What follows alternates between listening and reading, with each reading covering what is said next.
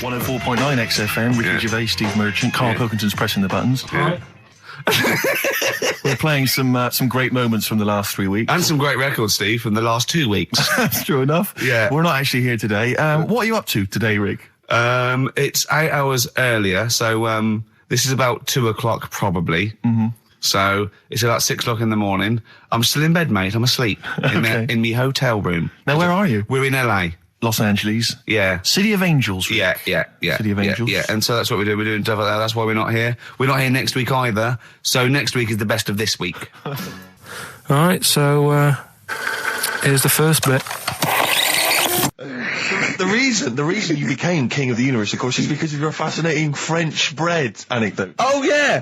Come on the then. How did baguettes come about? If this is going to be someone cooked a loaf a bit wrong and said I can still make a sandwich out of it, I'm going to hit you. No. Go on then. Right, Napoleon, when he was at war and that with Russia. 1812, yeah. Yeah, all his soldiers were like, not used to the cold weather and that. So they said, take some clothes in your bag with you because it's going to be nippy out there.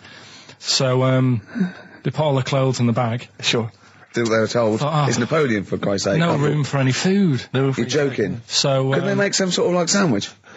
No, it wouldn't fit because of all the clothes. You had to take extra gear. Sure. So anyway, he said, I can see where this is going. I'll be honest. Is there a baguette-shaped gap left in their holdall? They thought, let's make some bread that you can fit down your trouser leg. What? That's not true! No, it's not! I read it in Euston train station. I was waiting to go back to Manchester. Where did you read What, this? scrawled on the wall in graffiti? Yeah. Do you know the Was it also meet me here for cock fun at 12 o'clock? The upper crust sandwich shop, Euston station. It's on the wall. What do you mean it's on the wall? Do you know how it says, like, sail on at Dixon's, whatever? Yeah. Next to that, there was, like, a bit of information. Once you've read the stuff on Dixon's... I get information. There was a big thing about the history of the baguette. I read it and I thought, We got to make a sandwich we can spit down our trouser leg. But how can you march and fight with a huge piece of bread down your train? Although it would be intimidating. You see them coming, you go, sacre bleu, look at the size of them. They're big fellas. Well, blimey. I can't help but feel that could be a practical joke at your expense. Yeah. didn't do that. Well, the Earl of Do you ever Sandwich... question anything you read? If it's printed up, is that, like, fact for you then? Well, it's not funny. I mean, if they were trying to be funny, it's like... it's not, is it? So it's information. Have you heard us? Things sometimes want to be funny when they're not. That's exactly what happened with the sandwich. The Earl of Sandwich wanted something he could fit down his pants. And it was those triangle cut sandwiches wrapped in cling film were perfect. You might be right. You might be right. I am. Because the Cornish pasty, so they could drop it down the mines, isn't it? Is it? They wrapped it up they wrapped up like meat and vegetables in pastry, and they sort of crimped it, and it was like and they dropped it down the mine, so, yeah, that's how that came about. And bagels were originally made so that people could play hoopla, but then eat afterwards. I don't know if you're aware of that. That is true, Carl. Well, anyway. Call my bluff. Is that true? Yeah. They're all true. They're all true. Yeah. Tell your kids that when you have them. Yeah. If they're still alive in a million years. Well, it might be true. Can someone confirm that baguette fact that it was so Napoleon could stick it down Not him. his trousers? Not him, his soldiers. His men. Yeah. Fascinating information. Fascinating bread information, Carl. Radiohead.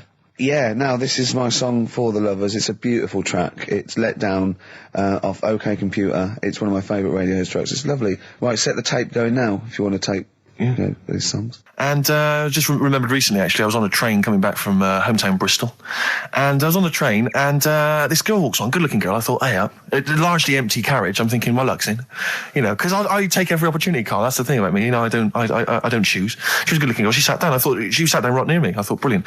As this guy comes up behind her and says, I think it's probably a boyfriend or something. Sits down next to her. And I listened in on the conversation, obviously, because I'm pretending to read. It was very clever. I read the same page for hours. So I was pretending to listen. I was listening, but pretending to read. And I realised that it's not her boyfriend or anything. It's just some guy she's met on the platform. And I'm thinking, brilliant. If she's the kind of girl who's just going to start talking to someone, on a platform, on a train, brilliant. I'm going to be in here. Because he was only going one stop. So I'm thinking, what's the worst that can happen? He'll nick off. I'll get chatting to her. And who knows? I could join the Is there a train equivalent? Foot High Club. The Foot High Club, brilliant. And so I'm excited, I'm listening in. And it turns out that they're both kind of graduates who've just finished university, or they're coming to their finals or something. And they're chatting away, and he's making a couple of witticisms, and she's kind of tittering at his jokes. I'm thinking, well, I'll tell you this, if she's laughing at this kind of material, I am going to blow her away, with my kind of anecdotes and wry observations, It was weak stuff, I got to be honest. Really? He was coming out with nothing. He was running on empty, as far as I'm concerned. Yeah. And she was loving it. So I'm thinking, brilliant, I'm going to be right in here.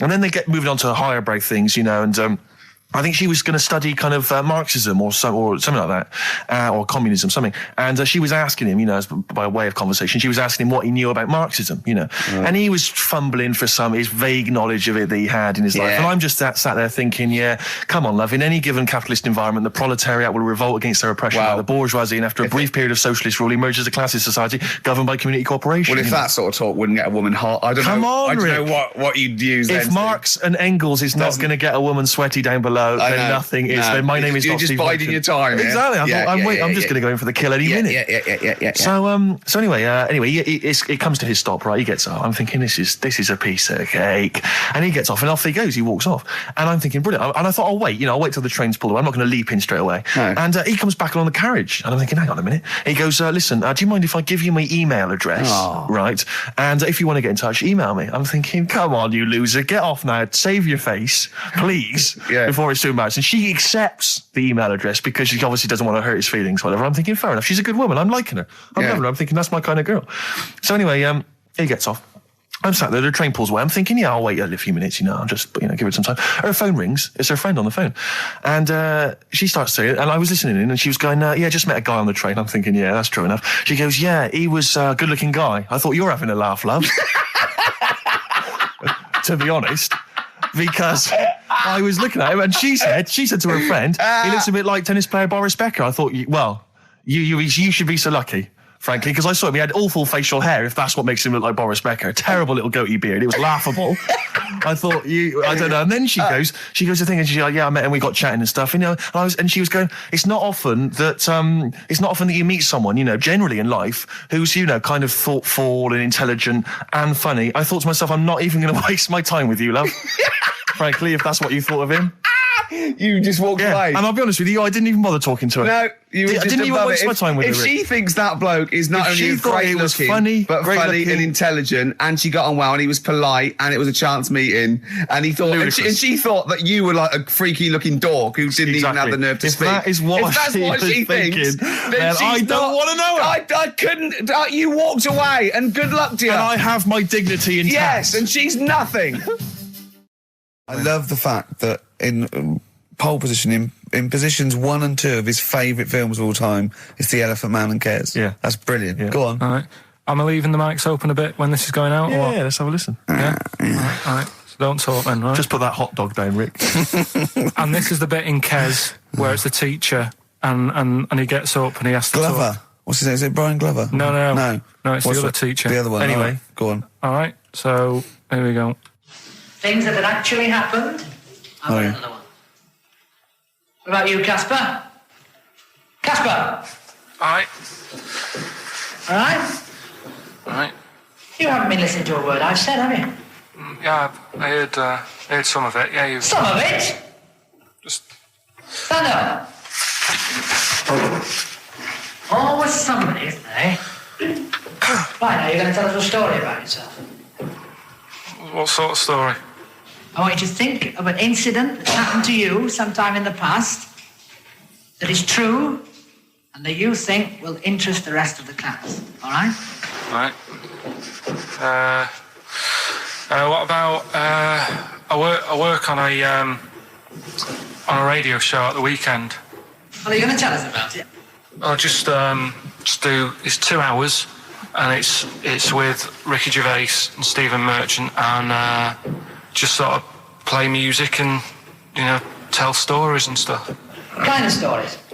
Well, whatever. Like last week, it was science. We were talking about this lad who was growing a knob on his arm. So it's weird.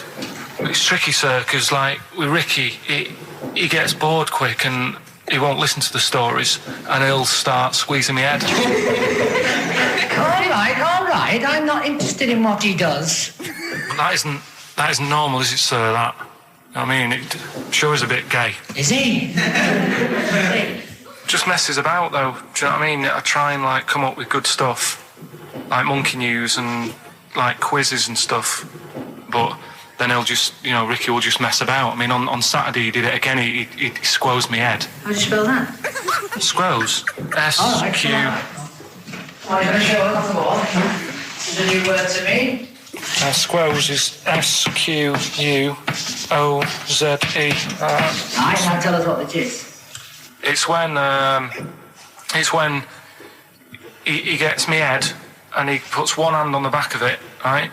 And he puts the other hand on the front of it and he just sort of swivels it. Swivel, right down the Oh, swivel's not it's spelled S-W-I-D. How many times a day? How many times a day does he swells it? It depends what time he gets in. If he gets in about 12:30, he could get a good 3 in. But I think, you know, I don't really want to talk about. You've done enough, don't you? Well done, Billy. Big round of applause. That is the effort. Yeah. Wow. That's the best thing you've ever done, Carl. This is the Best Of Show on XFM 104.9. I'm Ricky Gervais, with me Stephen Merchant. Yes. I hope you're enjoying the Best Of. You know, I've never been a religious type. You know, if people want to do it, I let them do it and what have you. Good of you. But out of all of them, I want one that's not going to take over your life. I don't want one where you've got to get up 3 times a day and you've got to go and pray and that you've got to get up early. Forget that. It's getting in the way. But if it's something like... I was walking to work the other day, right, across Oxford Street. There's a little Hare Krishna fella there. And he sort of had a leaflet and stuff. And he said, you know, are you interested? And I said, what do you do? And he said, well, you know, we're against getting stressed out and what have you. And he gave me a plum. They hand out food for some reason. But I sort of asked a few questions. It's just the imagery. These 2 bold people, one of which is wearing an orange smock. Holding a plum in the middle. He hands the other one a plum. It's almost like you can imagine some kind of religious painting. Exactly, yeah. But you know, what is their sort of main thing? Because he didn't really tell me that much. He was a Japanese bloke, so I didn't know what he was saying that much. Why? He wasn't speaking English? Not very well. He wasn't the best sales bloke to send out for them, is what I'm saying.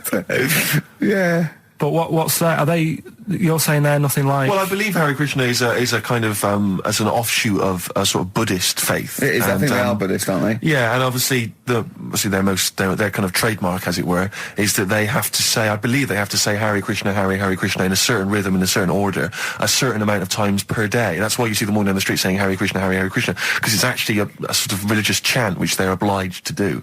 So you see, even if you go into the Hare Krishna faith, you may find yourself, you know, in Tesco or whatever, forced to say Hare Krishna, Hare Krishna, perhaps out loud, not just thinking it. Yeah, no, out loud. You can put it on an iPod and you couldn't put that on an iPod. No, it doesn't count. No, I think you have to actually say it. So I guess that kind of eats into your social life a little bit. And there's the wearing orange as well. Particularly frustrating, I imagine, if you're in a cinema or a library. A little bit awkward there, you know, midway through. Or Star you Wars, live next door to a bloke called Hare Krishna, who constantly thinks you're calling him. Yeah, that probably. Yeah, so that's in this. I mean, I don't think we've quite done the Hare Krishna faith its full service there, but so interesting to you. I mean, you got handed a plum. You've been treated well by them.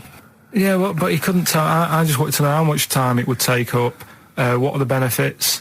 You know, what can you do? What can I think the benefits are they probably don't get stressed out. They've probably got that sort of that zen, that chi-ness about them, where they try and interact and quite meditative. Yeah. Yeah. I've got some nice trainers as well, don't they, with their orange. What are you looking for then in a faith, Carl? You say what are the benefits? I mean, obviously Catholicism, you get the communion wine and bread, so... Yeah, but I can afford that. Right.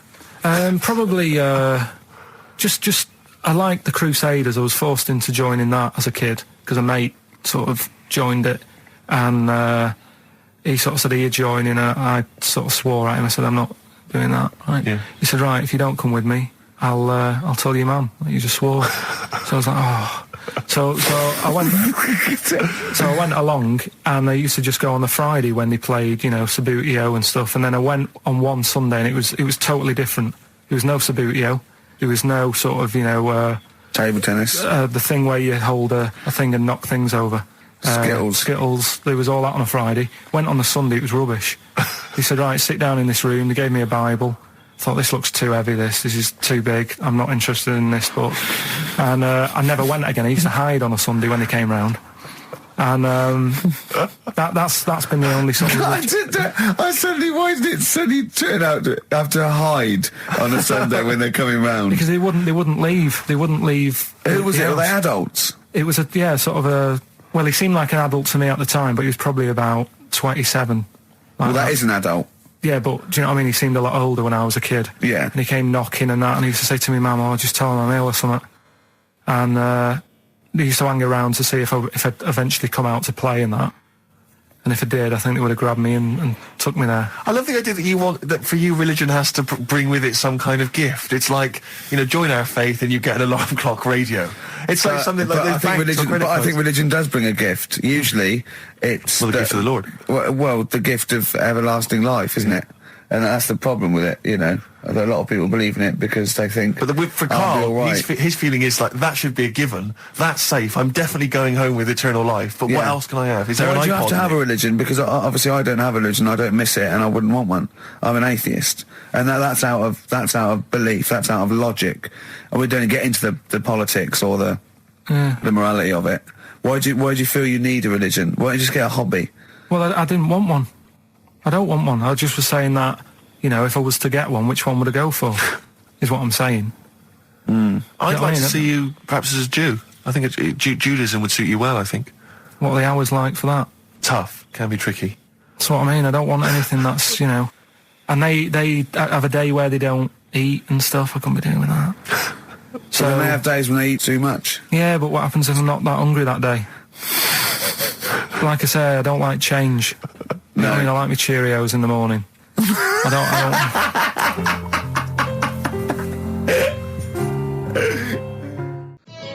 Avalanches, frontier psychiatrists. Absolutely. Well, we've had lots of emails.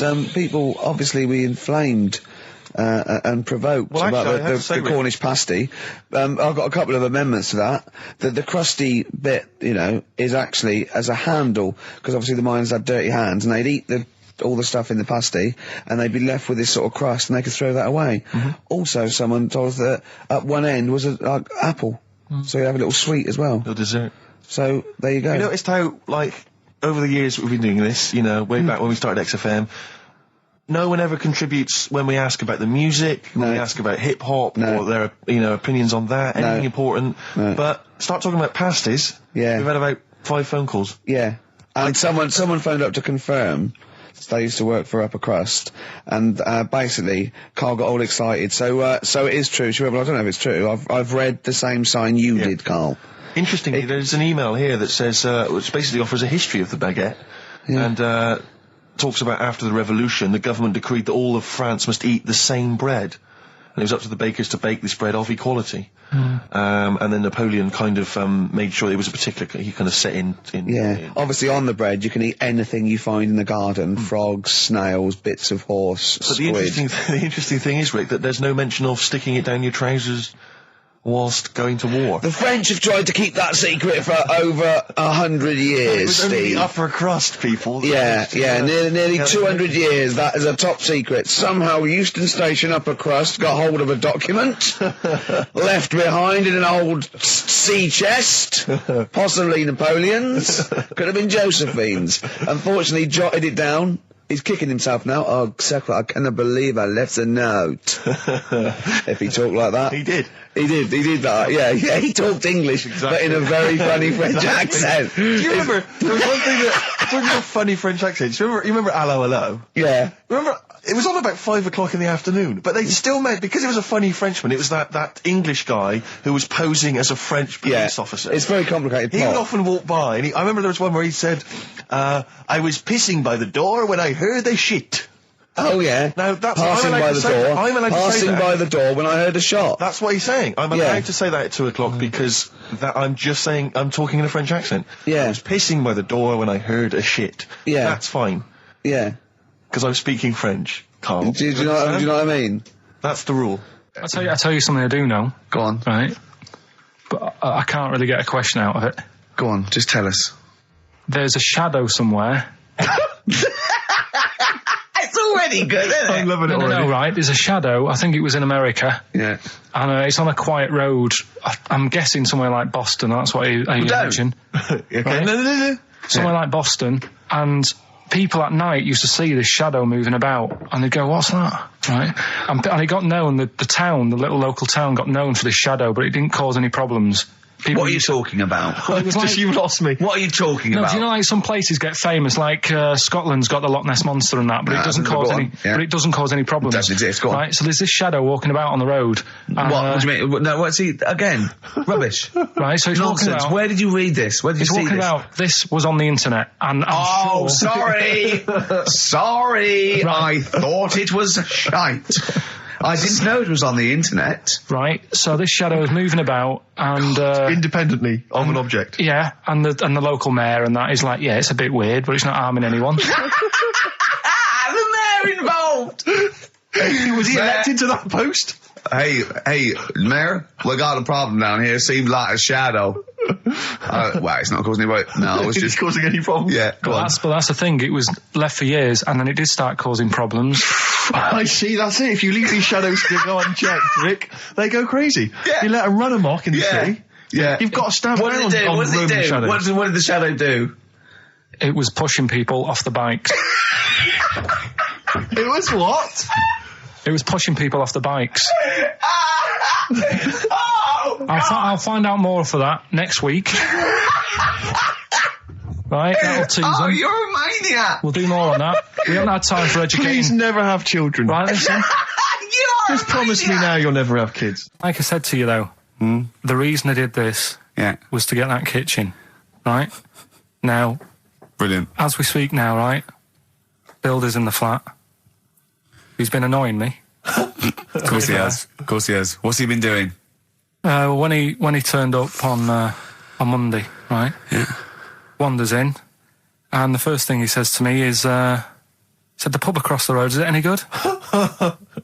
I said, well, it doesn't matter, does it? You're working on the kitchen. Think of saying that to a builder. Probably making conversation. Probably meant, do they do a toasted sandwich? Because I've got a half-hour lunch break. Not an hour, like Karl Pilkington.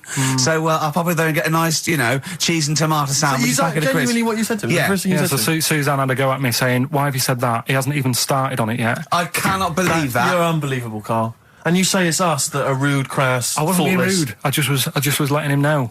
Do you know what I mean? I know what He they're up knows to. what he was there for. He had it down on his little docket. Do the kitchen this week. Yeah, but- He didn't come there and go, what did I come out for? Was it to go to the pub for a week? Why am I wearing these overalls? Yeah. Who's the little bald mank twat insulting me? Let me just check. Let me call the head office. I wasn't having a go, though. I mean, they should have finished it yesterday, and they're Yeah. there now, right, Yeah. on their own. And what annoyed me is they turned up late today. Hold on, Carl, I've just realised something. They're probably listening to the radio. This, I assume, tuned to XFM, isn't it, in your kitchen? Yeah, but they don't know it's me, do they? You know what I mean? No. They'd go, he's got a whiny mank voice as well. So's the bloke who owns this place. And the bloke who owns this place, when I said, what's that pub like across the road, said, well, you won't be bothering that. He's working on this. No, he won't be able to put two and two together, will he? You've suddenly, the penny's dropped, doesn't it? You've suddenly realised. Look at his face. Yeah. He's suddenly realised they might know it's him. And they could be listening, and they're going to clean you out, mate. Oh, if you are the builder working in, where is it? I won't say the address, but it's, Central London, isn't yeah. it? Go Yeah. mental. Have whatever you want. Opposite Seriously. that pub that you Yeah. like, that you're... That He'll probably be in there now, so he won't be listening. or insulting, You know what I mean? insulting a That's a further British insult. workman. He should So have been in just go today. mental. He should have been in at 8 this morning, Just which annoyed go me anyway. mental. Why? I really don't understand why they've got to start so early, right? Yeah. But he said he'll be there for 8, turned up at 9:30, right? Wanders in, and what annoys me is he could have left all this downstairs. He had a paper under his arm, Yeah. one of those crossword books, and a pot noodle. Now, I'm not being funny, but most of them take up quite a bit of time. A crossword book, he's not happy with just the one that's in the paper. If you're listening, if you are the builder that's listening now, doing Carl's flat, what about pissing in the laundry basket? Okay, 104.9, Ricky Gervais, Steve Merchant. We're not actually here. It's the best of. Look at his face. It was really light, right? We've had the parrot, right? These are things that I found. Found the parrot, right? I've told you about the dog in the car wash. Right, you didn't tell me about that. You said there's a car wash for a dog. That's all you told me. Yeah, the but parrot, you said there's a parrot. What? It's a problem at funerals. Yeah. That's nothing. That's nothing. That's nothing. Do you understand? And They used to eat cats. what else have we got? There's an elephant in India with sore feet. Why? There's an elephant in India with sore feet. Now I'm interested. Why? Tap dancing. Why? I didn't write that He's much trying down to about break it. Roy Castle's record. He's still going. Go on. What is it? What is it? Think. It's an elephant, and it was really old. It was about 76. Right. And it had sore feet because it's old, and They don't make stairs and the that roads, big, do they? roads are bad and that. Yeah, go so they said, "What are we going to do?" And the town was like, "Oh, you know, we're used to seeing it around. It's part of the thing. You know, we don't want it to have sore feet." Yeah. So they got some slippers made for it. And it had like a picture of the elephant looking happy wearing some slippers. I love him. I love Carl. His world. Think of it. Where did you see this picture? That was on the internet. Right. That's a lesson, though, for any elephants listening. You know, don't wear stilettos to work every day, because you can do your feet in. So that But it's don't elephants have really bad memories? no, they're great really good memories. memories. Oh, do they? Yeah. Oh, well, that's good then. No, I just thought they'd forget where they put them. I thought there was something about elephants having bad memories and that. It goes on. Where's my slippers? Yeah. I'm sure I left them by the table. So, sorry, there's an elephant walking around wearing slippers. Yeah, that's in What India. kind of slippers? Those sort of old man ones with the sort of checkered well, round design. ones, I imagine. Yeah. Big round ones. There was that going on. And is it happening? Is it happier? I mean, does it feel more Yeah, satisfying? it looked it. Did it look? How can you tell? How can you tell if the elephant's pleased? What else is there? There was a woman who's had a breast insured for 150 grand. Right. Okay. Any more information there? What? Third party fire and theft? Don't know. It had a picture of her with them, like, you know, out.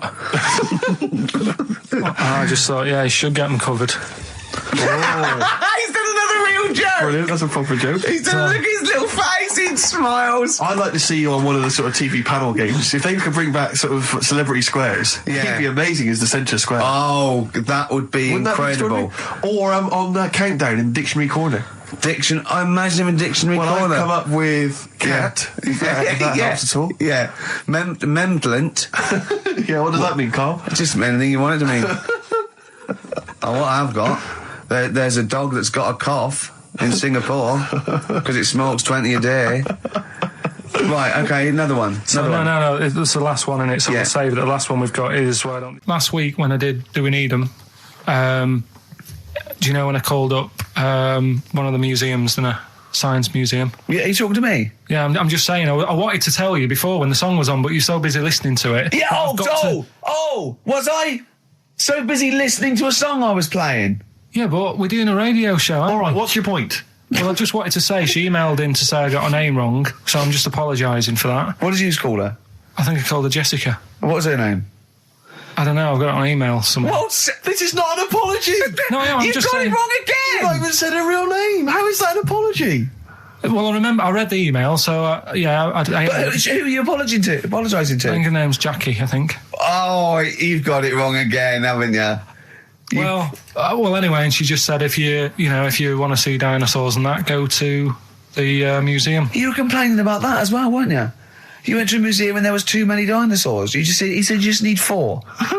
No, well, Steve, have you been to the one in Knightsbridge? I think this so. one that I called up, right? It's nice. You go in, you get a good collection of stuff. You walk in, there's 3 or 4 dinosaurs. You've had enough, right?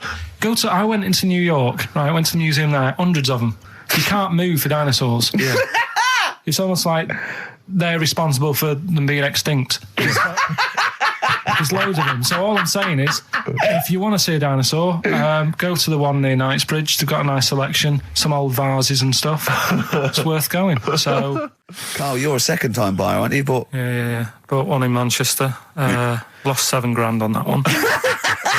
well, don't buy in Manchester. No, it's a good flat. It's just it wasn't. I didn't buy it to sort of make money. I thought I was going to be living there like all my life, and then a job came up here, and it was like, oh. You bought your first flat in Manchester. You assumed you would be living there for the rest of your life. Well, I wasn't in a rush. Play record, you're an idiot. Hang on a minute. So have you got a property portfolio? Have you got the 2 houses now? No, I've got rid of that one. Oh, you sold that one? Got this at a flat. £7,000 Got loss. this flat. I'll tell you something that is interesting. Hold on, though. What? £7,000 lost. Yeah. It's a flat in Manchester, but it could only cost about £8,000 anyway.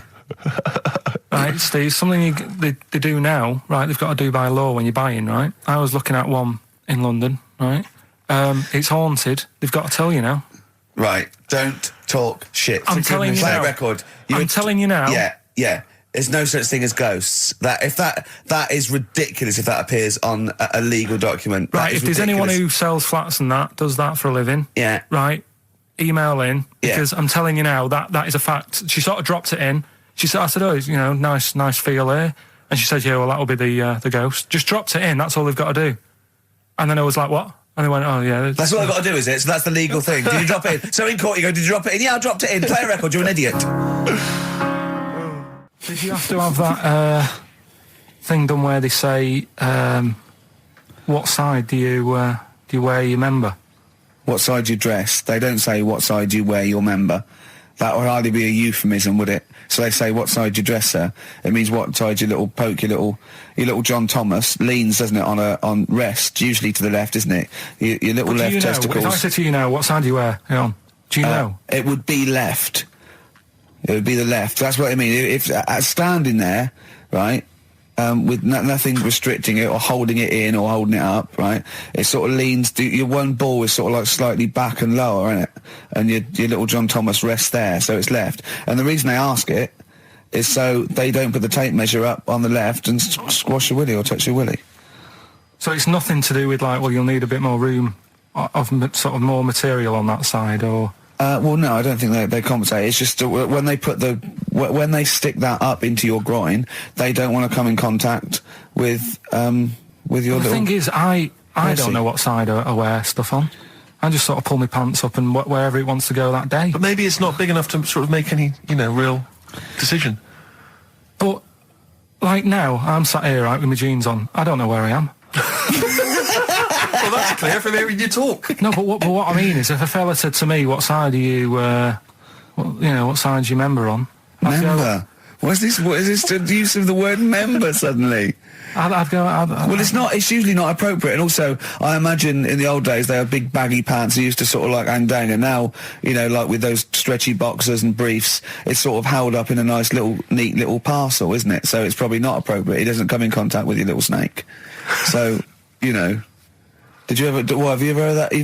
Are you telling me a tailor has asked you that and you went, "What do you mean, mate?" No, I've never. I've not really had one made to measure. I had one made when I was a kid, but since then I've sort of bought a suit off the hook. But when you were saying about buying a suit, I know that question sort of crops up, and I don't know what the answer is. It just annoys me the way I don't know. There's no surprises anymore. Do you know what I mean? People know. What do you mean? He's going to go, right, I'm going to measure you now. Which side shall I measure? Go, well, pot luck, go on, have a look. Right, there you go. Oh, you got it. You checked me out. What do you mean there's no surprises anymore? What are you talking about? Everything you say is a surprise. Everything you say. Every opinion you have is a surprise to me. What I mean is, why aren't people just happy just to go, well, depends, doesn't it? I'll just pull the pants up wherever it wants to go. I'm happy. What do you mean? Why is this such a big issue? But Carl, when they ask you this question, they're not making a note of it somewhere. It's not statistical research to find out what the kind of common leaning is. It's a question so he doesn't touch it when he's using his tape measure. Just be careful. But he is being careful by asking the question. But what's wrong with him touching it anyway? It's only like a slight. Fair enough. But if he just sort of, knocks it a little bit, you can just go. Do that again? To me, it's the same as the prostate thing. It's just happening all over again. But the doctor doesn't go, oh, what side's your arse on, sir? Trying to avoid the arse. He wants to go, he knows where your arse is and he's aiming for it and he wants to get it up there. He's aiming for it for a good cause. This little fella's going, well, I've got to measure his leg. I don't want to touch the knob. I'll just ask him, sir, do you mind telling me where your cock is so I can avoid it? It's a big difference. But like I'm saying to you, I'd have to have a look first to let him know. I don't know where it is now. I don't know. It could be the left, could be the right. Are you telling me you don't know where your knob is Without now? looking. What do you mean without looking? How could... Well, you're saying it as if like... Should we have a guess? Well, have a look and tell us where it is. What are you wearing? What sort of pants are you wearing? I've got my jeans on.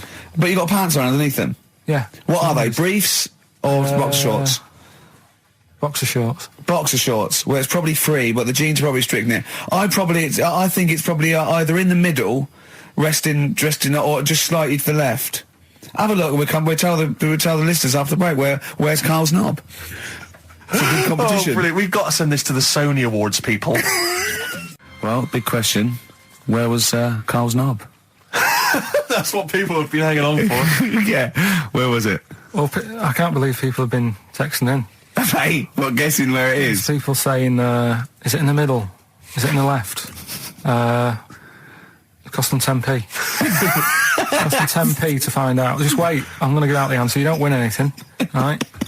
Like, strike it lucky. Right? Bottom or middle? Right. It was to the left. Oh! Yeah. I went with the right. That's annoying. See, I thought it would be to the left. If not, maybe if it was all scrunched up, sitting on your lap, right, it might just pop up to the middle. Just pop out. Like, you know. Well, next week we'll be finding out where yours is. Where's Ricky's bollocks? 50 Cent in Da Club on XFM 104.9. We're playing our favourite singles of the year. Yep. And we're looking back over some of our favourite clips of the year. Right, Karl, it's a questionnaire about happiness. Oh, yeah. There's one person...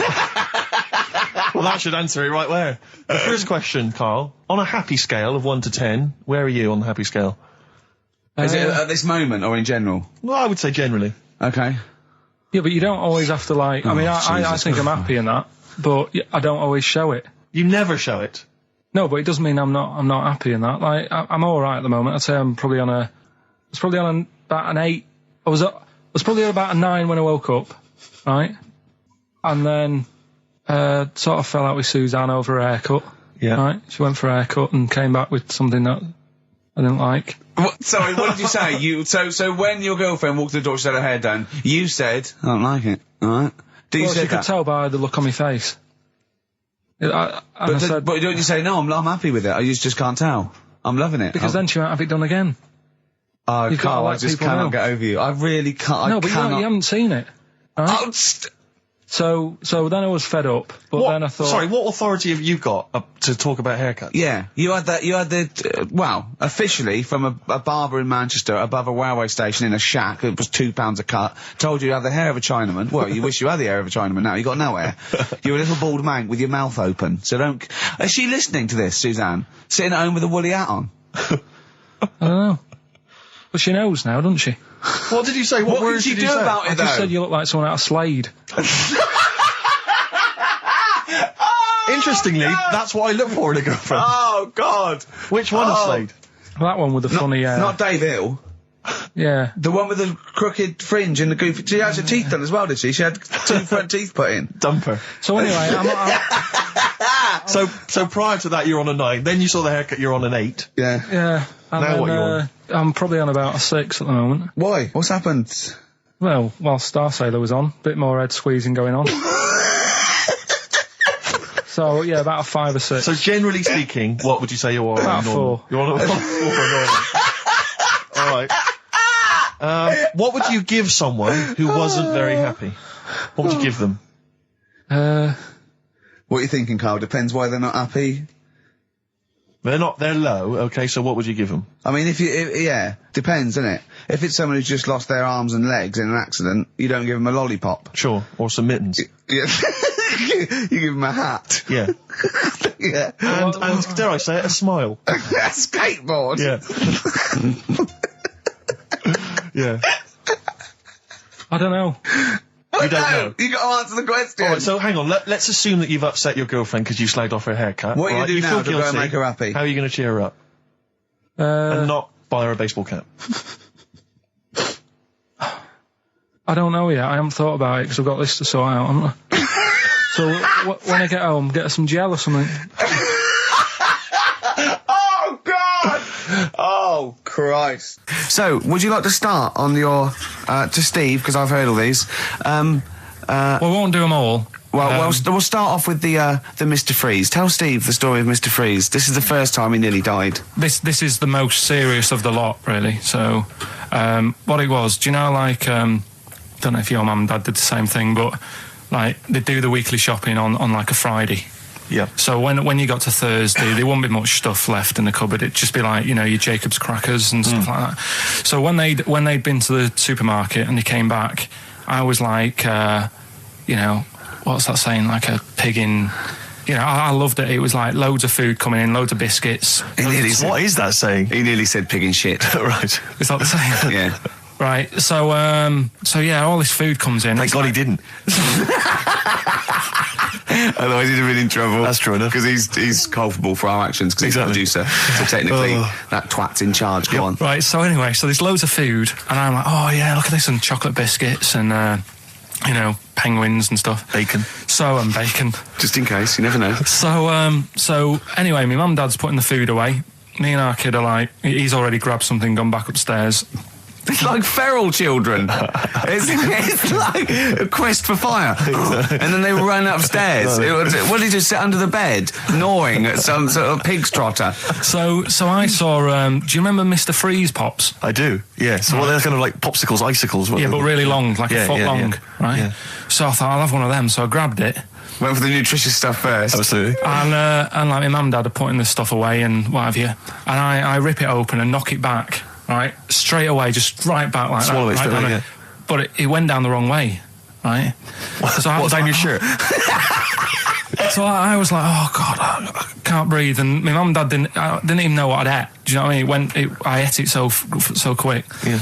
And I'm sort of tapping my mum on the back, going, and she's going, oh God, you know, he's choking again, because I was always choking. If it was one thing, I don't know if I've got like a small throat, but I mean, even Ricky knows I can't drink that much, can I? Yeah. Do you know, or eat pebbles. I'm not a quick drinker. I'd always, I think I'm scared of like swallowing stuff. Yeah. And it was like bottle tops and mint imperials and stuff. I was always choking on stuff. Oh, jeez. So anyway, she's going, oh God, what's he picked up on it now? Drop it. So- And she hit his nose with a stick. So I was going, I'm choking. At this point, my dad had I think he'd put his share away, you know, his food away, and he'd gone. His share. I love it. Yeah. He'd gone to watch like Winner Takes All or whatever in a lounge, and I was in the kitchen, and I was starting to I didn't care anymore. Do you know what I mean? I just got to that point where I wasn't struggling anymore. You just thought, I'm done I just for. was like falling to the ground. And my mum's going, you know, get in here, I think it's serious. And my dad comes in and sort of starts shouting at me, saying that's what you get for being greedy. He didn't even know what I'd eaten. Well, it was the moment to teach you a lesson, certainly. So he's there like that, and my mum's going, oh, look at him, and my lips were going purple, and my eyes were rolling into the back of my head. You look like Marilyn Manson. And so anyway, she grabbed me from behind and did that fireman thing. The Heimlich manoeuvre. Yeah. And, you know, winded me. And it came up, and I was all right. What, the whole popsicle came flying back out? You see, that's what I don't understand. Because there was nothing there. No, just a little bit. No, it swells up, doesn't it? Because it irritated it. So it went down this sort of like your epiglottis. It went down the wrong way, like it went into your air canal instead of your throat, and it sort of spasms, and that's the fear. You just got to calm it down and relax. So in time, I would have been all right. Yeah, anyway. you don't. Well, no, you might have. So that's so that's hang on. one. No. But the weird thing is, like for 3 days after that, I felt like a sort of special person. I went to school. I'm saying nothing. I did full days. A special needs person. Yeah. I went to school the next 3 days after that. I didn't wag it or anything. I did full days. I love that. 3 days, turn over a leaf. Yeah, exactly. After 3 days, you thought, screw it. Yeah, did a quick history exam. Right, next one. weird. That's popsicle. That's popsicle hell, we'll call that. So we're looking into animals that we get rid of. I've spoken to someone about snails. I've spoken to someone about jellyfish and that. And looking at cockroaches today. She's an expert. She's just not just some random person. No, she works in a museum, a good museum. I said I'd give it a plug. It's the one near Knightsbridge. It's got dinosaurs and that in it. It's worth seeing. Natural History Museum. Yeah. So, It's not sure. He's not sure. This is what happened.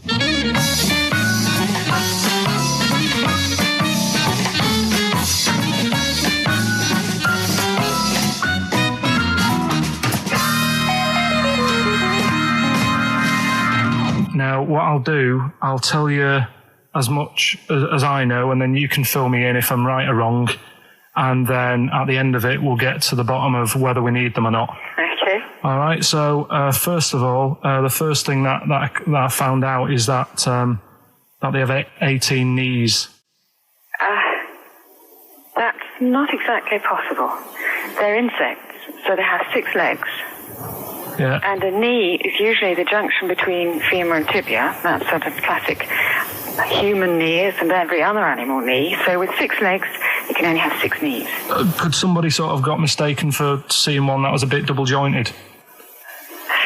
I think you're grasping at straws or something. All right. Well, we might have to come back to that one then. Okay. They can hold the breath for 40 minutes.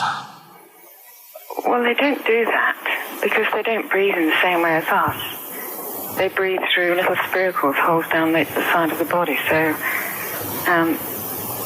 no, they're not a very apt simile because the method of breathing is so different. What do you mean? Because insects have a totally different system. They don't have lungs in the way that we do and just breathing through one part of the body. They're actually breathing through every segment of the body all of the time. So even though they've got their mouth shut, they might be able to slide. Nothing to do with breathing. So only just feeding. So you see, maybe that's where someone's gone wrong. Someone's got hold of one and sort of taped its mouth up or something and got bored after 40 minutes and said, well, we'll call it right. That's a pretty unkind thing to do to an insect, even to a cockroach. Yeah, but it's all... Can't do that. Yeah, but... No. Pretty unkind thing to do anything, even a cockroach. Something else I found out. Yeah. They can live for a week without an head. Well, that's true if they don't bleed to death in the process. But the weird thing is, when I told you that they had 18 knees, you seemed a bit sort of like, don't talk ridiculous. But then we're talking about an animal that can live without an head. So there's a little bit of truth in that one, yeah? Yes. Why, when it was invented, has it got that facility?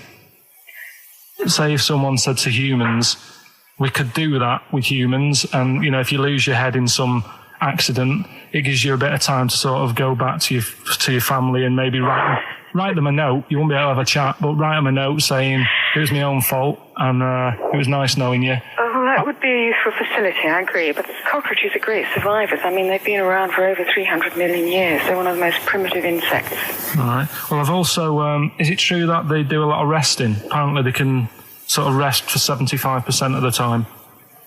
Rest? Yeah, they just sit about doing nothing. It's probably true of a vast proportion of the world's fauna.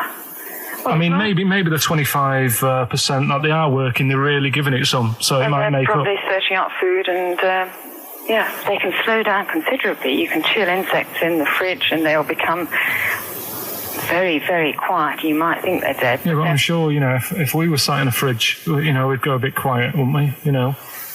Well, you might not know much about it, of course. Yeah, but... Not quite reading the right sources. Well, I've been using the internet. I'm sure there are many useful sources that you could find there, but some of those seem to have been a little misleading to you.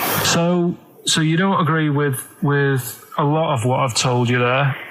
No. So cockroaches, can we get rid of them? No. So we're keeping them then? I would say so, yeah.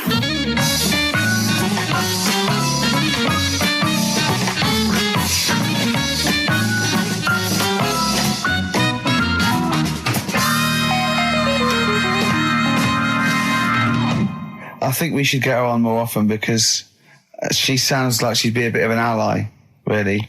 Because she knew immediately that you were talking nonsense. She even said, I think you should be more concerned about your sources, which I've been trying to tell you for a year, right? The fact, I mean, 18 knees, where did you get that from? It was on the internet. They can hold their breath for 40 minutes. I mean, I don't know what you read and take on. Mad world, don't it?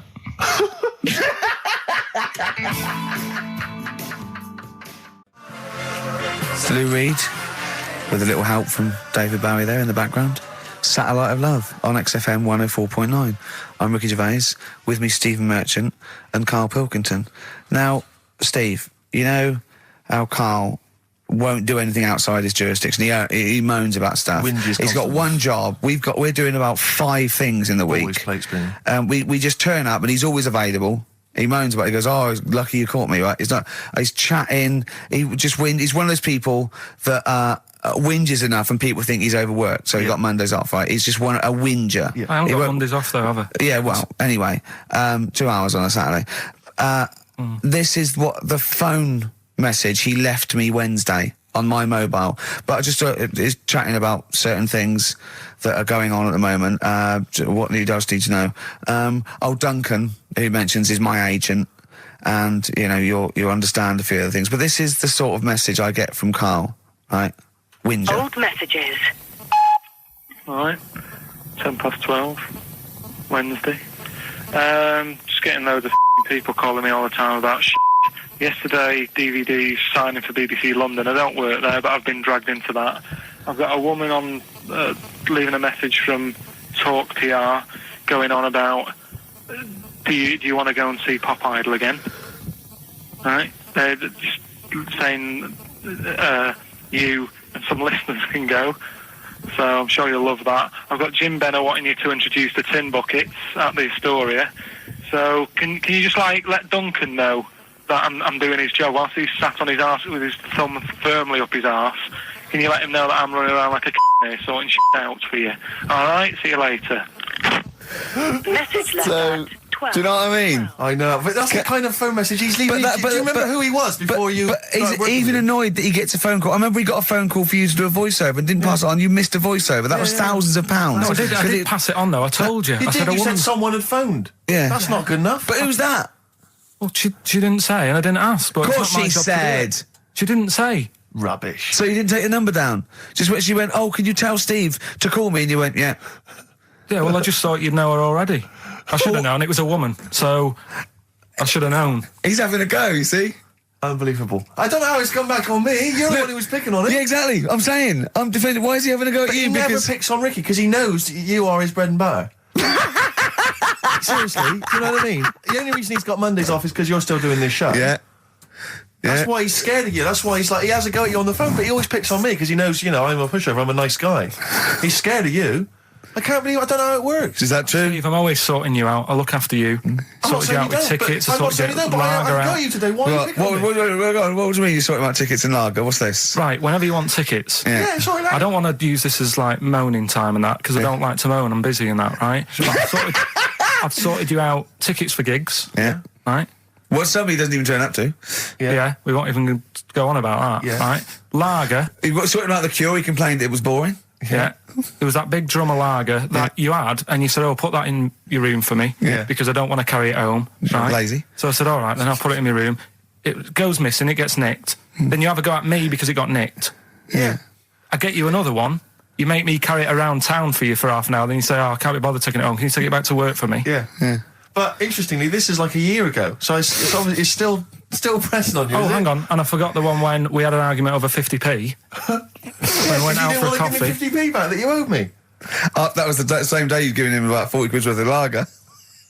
But see, this is my problem. This was my point at the time. It's not the 50p in terms of money is not what's important. The fact that you think you don't have to give me money back because it's only 50p, that was the point at stake. It's me who makes a decision. Oh, don't worry about the 50p, not you. It's only 50p. I'm not going to give it to you. Do you know what I mean? There's got to be rules, otherwise it's chaos, Karl. Come on, mate. All right? Don't want to fall out about it. No, it's not all right. Should we kiss and make up? Do you want that? Do you want It's that? all right. Yeah. Well, should we play a little record and come back to this? Because I can't believe it started with you slagging him off, Rick, and I've ended up I know. as the monster. I know. Bit of R.E.M. Yeah. Out of Time by Blur. Luckily, we're not out of time. Got another hour and 25 to go. So it's not over yet on XFM 104.9. I'm Ricky Gervais, with me Steve Merchant and Karl Pilkington. We've had quite a lot of emails, as ever, Rick. I should just say, because we're very lazy. It's a much listened to show. We're very lazy people, and we rarely reply or read out the emails. But I never read the emails. Absolutely so never I read. rely, if I haven't replied to them, or my mail, Steve opens my mail and reads my emails. So if I haven't replied, it's just because he hasn't passed it on to me. Yeah. Okay. But I haven't passed it on to you because I know you'll never reply. Sure. So, I'm just cutting out that. But I just want to say thanks for the emails. We do read some of them, and we do appreciate the fact people send in jokes. I appreciate it. I love it. But As long as I don't have to do anything towards it. Sure, we had an email from Jack. He just said he missed the last 2 weeks' shows. Has he missed anything? Not really. No, it's the same stuff. You missed, I think last week Carl was having a go at Chinese people not aging well. He had a go at the gays, and he came up with a ludicrous story about a monkey that was impossible. Yeah, exactly. So I don't think Jack's missed much. No. Go on. No. We've just had an email from the Pringles people. Oh, right. Good, because it's finally started to happen. I hear these stories about people getting given cars and Armani suits and trips abroad, and we haven't had no, but finally people are starting to, realise what we're doing, our impact on society, and we've got a whole box of Pringles sent to us. Not on those little tubes, the proper tubes, the foot-long tubes. Yeah. So... and what have they said? Well, the Pringles guys want have them said, back. No, they've said they like the show, and if you want more Pringles, give them a call and they'll send you more Pringles. Yeah. I bloody love Pringles. Yeah. Pringles are... The thing about Pringles is, they're Moorish, right? Yeah. But how would I put it? You know the sort of thing when I open them, and by that when I pop, right? Yeah, I have to eat the. Well, okay, how can I put this? When I pop, I can't stop. What do you mean? I don't. Well, when I pop them open, I can't stop eating them. Right, open. when you pop, you can't stop. Yeah. I think that's because of the chemicals. I think that might be the reason. But they're good chemicals. They're good chemicals. They're the best chemicals. Pringle chemicals. They're not bad chemicals. Lovely. Like using chemical so warfare. yes, I want some more Pringles. Bob Dylan, It's All Over Now, Baby Blue from 1960 something. Bit of trivia for you, Steve. Go on. That is the last record we ever played on the old XFM before we were fired. I bet that was a moving moment for about 8 people. I just thought of something. You know that thing we did about, they said that we just cared about the money, selling it to America? Yeah. If we cared about money, would we be here now? Do you know what I mean? I know. I think this proves that we don't do things for the money. Exactly. Jesus. All right, Carl? A couple of emails. Monkey Matt's emailed us. Who? Monkey Matt. Oh, Matty, yeah, go on. Yeah. He says... How's the Monkster? He's all right. He says, Carl has missed a cracking headline from The Sport. Hide-and-seek champion found dead in cupboard. I hope it's real. I don't know if it is. I doubt it. Feeder. Do you know what? I'm annoyed at now, right? We've got another ad break coming up. How many ad breaks have we had in this show? I know. Carl, how many ad breaks have we had in this show? It's only about 3 an hour, 3 or 4 an hour. 3 or 4 an hour, so about 3 minutes. So 20 minutes. 20 minutes is wasted on shite. I mean, apart from the stuff we talk about. Well, it's funny you should say that, because someone said to me last week that they felt that there were more adverts now on the show than there used to be. Are there more adverts in the show? I think, just checking some of the emails, I think that's because people are requesting them. They find them more entertaining than what we're giving them. But can't we sort this out? Don't go on about it. No, can't we though? Why can't we have less? Why have we got so many? Is it what happens, doesn't it? Well, no, you can't listen to radio in after every record. It's bad enough trying to keep me listening with the rubbish we come out with. Yeah, we've got Rockbusters here. Let's get them back. Right? Don't steal our son, please, lads. Thrills on XFM 104.9. I'm Ricky Gervais. With me, Steve Merchant and Karl Pilkington. Yeah. Little Carly Pilkington, little baldy mank whinging little twat. How are you? Yeah, all right, yeah. What are you doing? Happy? Feeling a bit happier today? You look as full of spunk, as they say in America. Yeah, I'm all right. Just a bit of a miserable day, though, isn't it? Yeah. A bit miserable. Yeah. Walking in today, right? Do you know I walked through, like, the sort of the gay district of London and that? Right. You don't walk, you mince, don't you? I'm just walking through on the way to work, and I'm always interested in their little shops and stuff that they have, right? Loads of their little shops. There's nothing to be ashamed of. If you want to go in and buy something, go in and buy something. I'm just having a look at, looking in the windows and stuff. Little postcard just near the entrance. Yeah. That's meant to tease people in, to make people go, that sounds good, I'll nip in. Right? Little postcard. Free butt plugs with every sale. That's great. How did we get from 5p off milk to free butt plugs with every sale? Wow. What society come to? Well, it's because we're liberated, Rick. Yeah. It's an open society. What did you buy to get them? You didn't buy... No, I didn't. But what's the purpose? What, of the poster or of butt plugs? Butt plugs. Because I really honestly You don't... shove them up your arse, don't you? Whoa, slow down, bum. Shove them up your bum. Yeah. But when? Is that just like when you doing whatever, doing stuff around the house, or I think it's not to keep things out. Is it like you would use a plug in the sink to keep, the water in the sink? Oh, if you're not gay. Get that? Oh, yeah. No, I know what you mean, yeah. I don't know. No entry. What is it? I mean, I don't understand what that's I don't know. I assume it either feels good or are they... well, I've got to be careful here. Or are they sort of like breaking it in? Right, yeah. Do you know what I mean?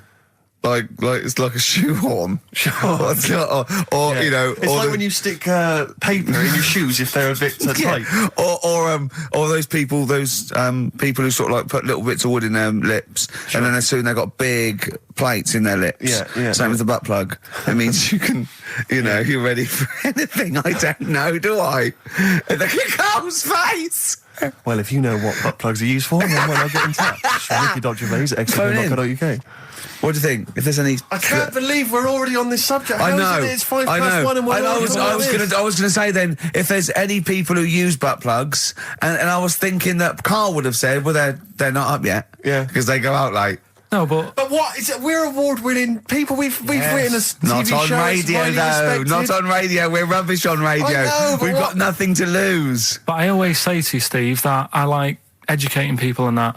Now, the way I see it is I didn't know what they were. Let's phone to go. Someone might know about butt plugs. All right, we'll get No, to get them on. Get them on. Ask them. No, because they might say something dodgy. Oh! Yeah, whereas, what have we just been doing? Just take a chance. Take a chance and tell them not to swear. Well, you tell them. Okay. Right, Steve, I haven't got my headphones on. Hello, who's that? Hold on. Who, sorry?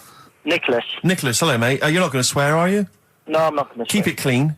Yeah. Keep them keen. What were you calling about? I'm phoning about your plugs. About not my plugs, but sure, plugs in general. What do you know much about them? No, Are you a plug user yourself?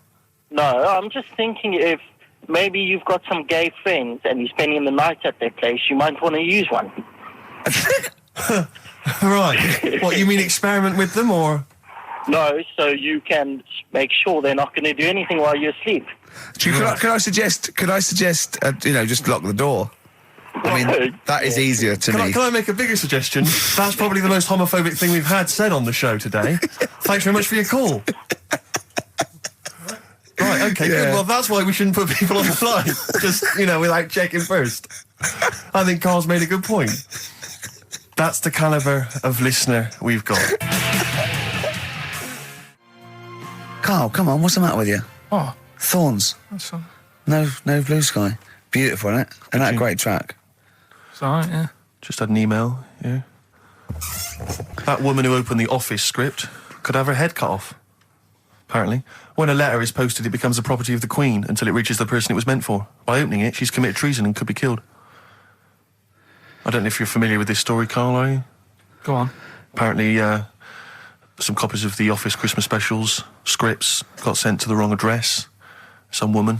And, I mean, I don't know what you do in that situation. Normally, if I get mail that's not addressed to me, I just give it to the postman or put it back in the postbox. Radio 1 tried to speak to her, but apparently she's got a gagging order, which makes us think that she sold it to the Sunday. So we'll read it.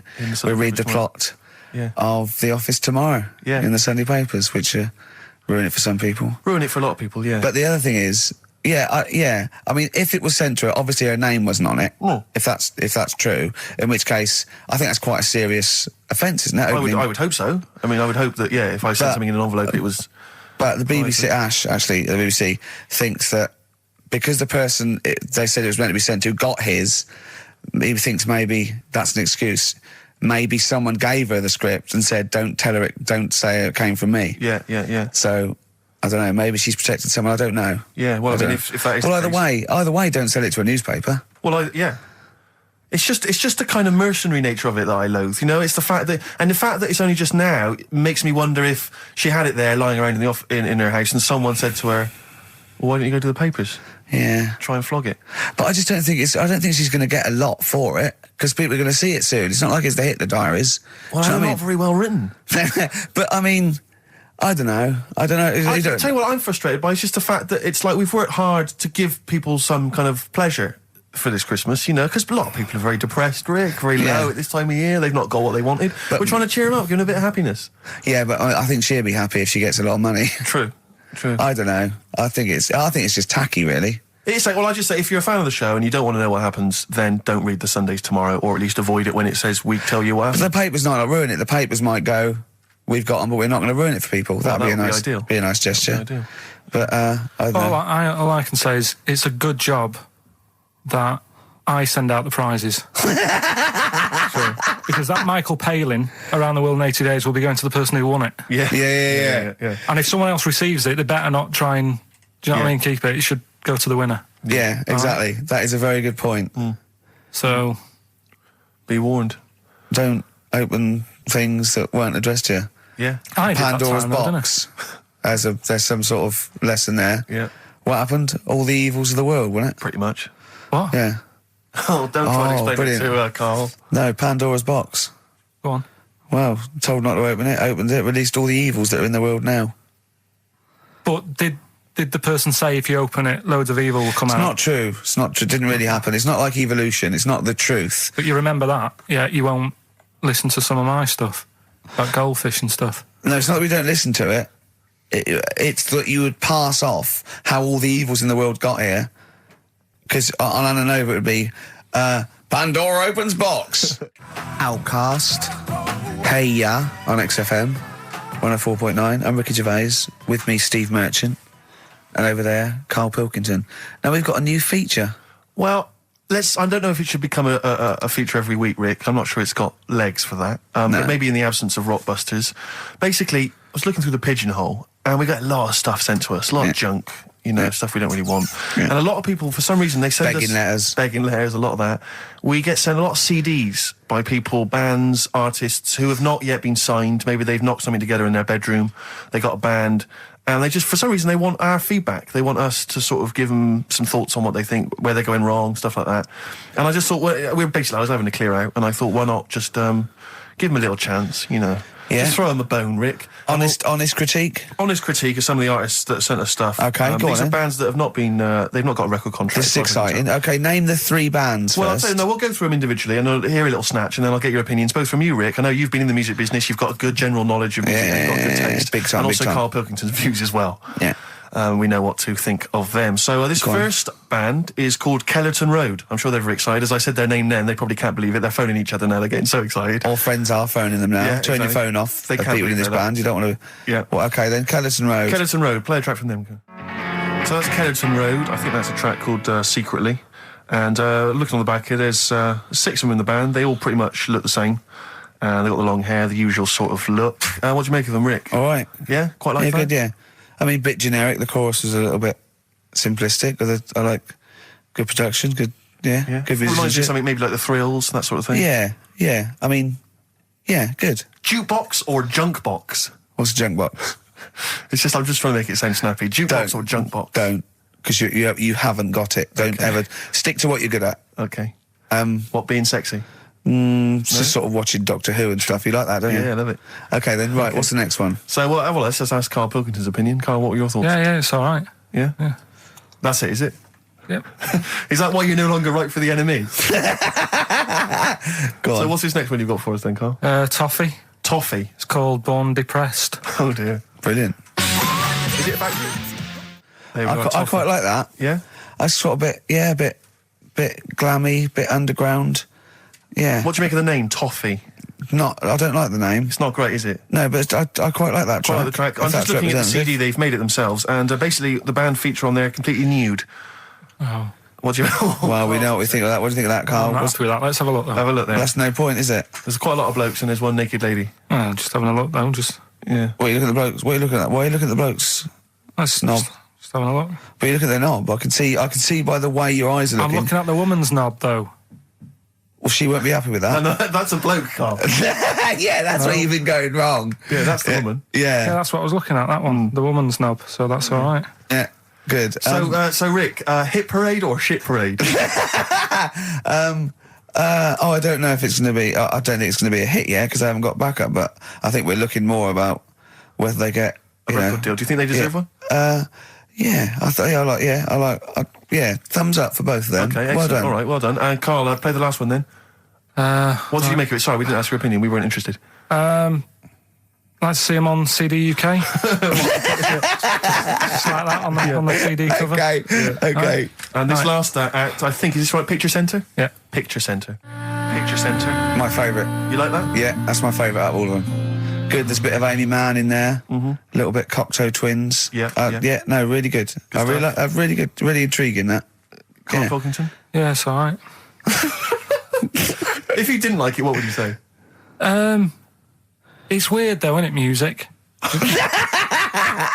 No, do you know what I mean? It's like, it depends what you're doing. Do you know what I mean? That's alright. If you're just having a game of crib or whatever, it's just on in the background. That's the thing with music. I don't think you can sort of slag any of it off. It's times, and it depends what mood you're in and stuff. Yeah. So this is a pointless feature. It's a pointless feature. We'll do it well, I again didn't come up with it. No, I don't. All right, don't slag it off. Okay, we'll do that again then. I was quite enjoying that, but okay. No, do you understand what I'm saying? Well, That it's not worth having an opinion about music. Well, I'm not that bothered. I'm just saying. imagine if he was on the panel of Fame Academy or Pop Idol. Yeah. That'd be great. He'd go along, and Nicky Chapman go, yeah, you've really improved. I really like that. I don't know what you're wearing. Dr. Fox, you were hot, baby. I loved it. Like your legs, like all your boobs and all that. Brilliant. Come to Carl. Not bothered. All right. Yeah. Brilliant. No, we'll keep it up. Play a record. Yeah. Oh, come on. This is my favourite. Can I change? Well, this is my favourite out of all four of them. Lynyrd Skynyrd. Yeah? Yeah. Yeah. Slam dunk this puppy. Jet and roll over DJ on XFM 104.9. All right? Carl, just an email, a question for you. Can you please let me know which school Carl went to? What school do you go to? Cessav. What? Cessav. Cessav? Yeah. What does that mean? It was on Cecil Avenue. Cecil Avenue in Manchester. Yeah. It's just he says, I'd like to know so that I don't send my kids to the same place. He also says, P.S., does Carl look like Gollum in Lord of the Rings? Yes. He does, doesn't he? Yeah. Yeah, that's very good. Yeah, in fact, I was just putting a little bald wig on you, wasn't I? Like he needs one. Yeah. So, if you Just want some a of the fun and games we have when the songs are on. Yeah, did it hurt? Just a little bit. The bit that worried me is when you said, let me just staple it. Yeah, well, I was trying to get it under your chin because it looked funnier, and he was scared. Oh. Can I just give you a little fact here? Someone's emailed in for you, Carl. They've sent an interesting fact for you. I think you're going to be interested in this. Don't read it on the email. Let me read it for you. I think you'll be excited. An interesting fact from Carl. That's from Toby. He says, Attila the Hun punished some fella who annoyed him by cutting off his arms and legs. You'll love this. And stitching his arms back where his legs should be, and vice versa. Look at his face. Look at the little smile that's just cracked on his lips. That is the kind of fact you've been waiting for all day, isn't it? So go on, again, so... Attila the Hun, right? Some guy he didn't like. He cut off his arms and his legs, and he stitched his legs on where his arms should be, and his arms where his legs should be. Look at him looking at his body, trying to picture it. Yeah. Okay, I'll let it sink in for a little while, then I'll ruin it for him. Carl, what are you thinking? I'm just picturing it. Right, he would have died. It would have been tokenistic. There's no way that person could have lived through it.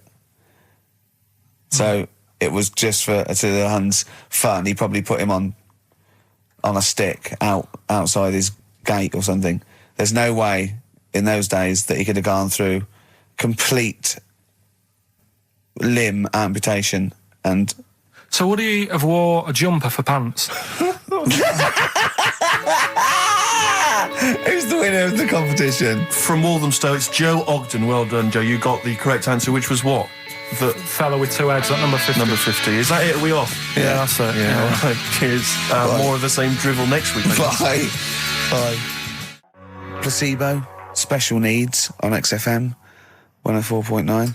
Email in where Lanzarote is. I don't know if it's Italy or Spain, off Europe, or maybe Africa. You know, these are the sort of things, these are the reasons I come into it, to at least learn something, innit, Carl?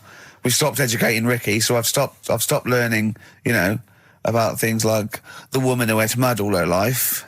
We've had a lot of emails, Carl. I don't want to sort of put a dampener on your Christmas, but a lot of people have been slagging off Lanzarote. One of them just said, well, one of them, I don't know if I can find it. It is Canaria, isn't it? It's Gran, it is one of the Canaries, isn't it? It's a volcanic island covered in volcanic dust. It's very windy, so you have to dig a hole to sit in on the beach, and there's hardly anything to do. That's from Mike Godham, he says, unless you like quad biking. Well, you know, you've seen what happened to... no, don't go quad biking. Not with your little head. There's no protection at all, is there? I don't know what you're thinking. I don't know. At least Rick Mann and Ozzy had lots of hair. Yours would be like Humpty Dumpty. It would crack like a little egg. And then we'd seen, there's no kings or kings horses. So, well, they couldn't do the job anyway. No, shouldn't really send them. They're not really qualified. Horses not equipped to put back a medical man like Neil Fox in. Yes. To mend but not eggs. Some kind of military horse. I bet he's had egg on his face a few times, hasn't he? What, Foxy? Yeah. Most of the series are Pop Idol. Right, Carl. Lanzarote, good or bad? Well, you got to give it a go, haven't you? Yeah, well done. Give everywhere a go. Exactly. That's what I was saying. Don't just take the word for it. I mean, if it had said an Alanova, Lanzarote shit, he'd have believed it. Sure. If he'd have overheard it in a pub, Lanzarote a crap, he'd have believed it. He'd have seen it on a website that was mainly concerned with monkeys and witches, he'd have believed it. Yeah. As it is. Everybody raves about New York, and when I went there, I thought it was rubbish. Well, you're an idiot then, because that is possibly the greatest city in the world, along with London. Subjective, though. That's why they have holiday programmes and that, innit? So you see it and you decide for yourself and that. Yeah, but you saw Venice on a holiday programme, as you put it. You went there and you went, it was rubbish, full of black bin liners. Well, it is. Right. Didn't they show them? It stunk. Didn't Judith Chalmers say that? Oh, it stinks here and there's loads of rubbish everywhere. No, she didn't. Did she mention that? Oh, that's what I mean. So it depends what you want from holiday, doesn't it? Well, yeah. But you're an idiot if you don't like New York, so next. Anyway, come on, break up, guys. Kiss and make up. Yeah. Carl, we've had an email. Some old Rockbusters.